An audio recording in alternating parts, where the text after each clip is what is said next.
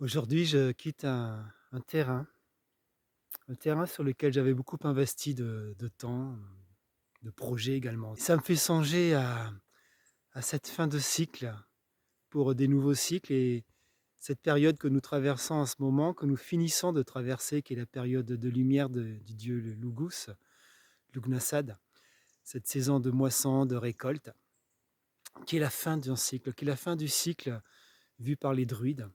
Cette fin de cycle donc de ces 4 saisons, Samhain, Imbolc, Beltane, Beltane et Lughnasadh. Lughnasadh donc du coup qui a été pour honorer le dieu de la lumière, le Gus qu'a donné Lugdanum comme ville, qui s'en est inspiré, qui l'honore également, cette ville Lugdanum qui à présent est la ville de Lyon et qui fête le 1er août cette fête traditionnelle de Lugus, même peut-être sans le savoir. Le Gus du coup qui termine son cycle, ce cycle-là. Pour les druides, les Celtes, les cycles commencent toujours par la nuit.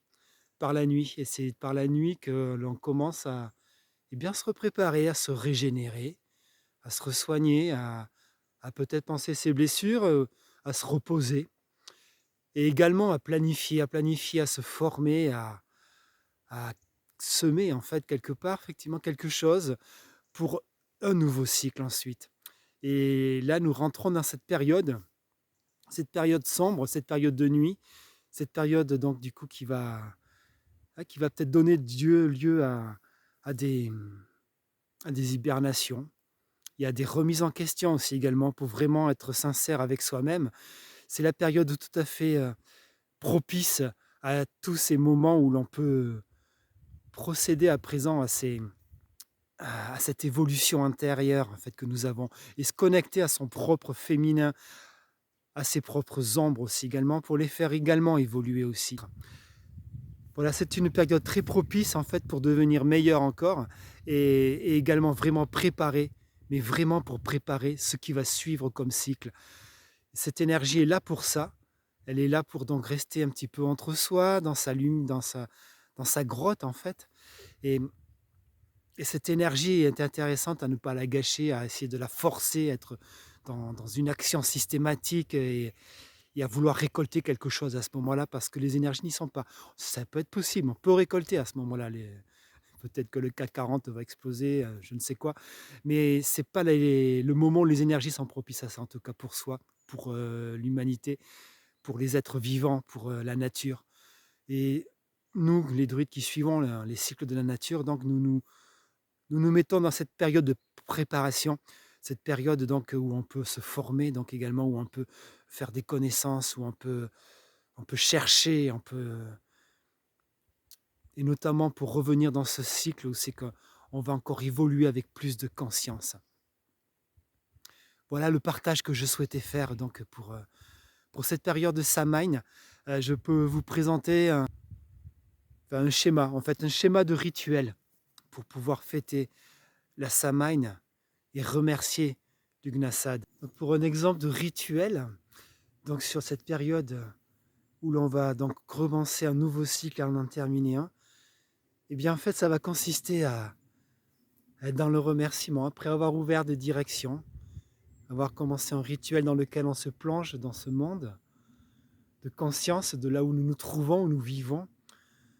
Eh bien, merci. Merci à ce cycle qui se termine.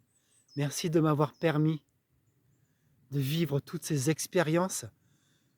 Merci de m'avoir permis de vivre et de ressentir toute cette conscience, d'avoir intégré ces nouvelles consciences et de toute cette abondance que j'ai pu récolter.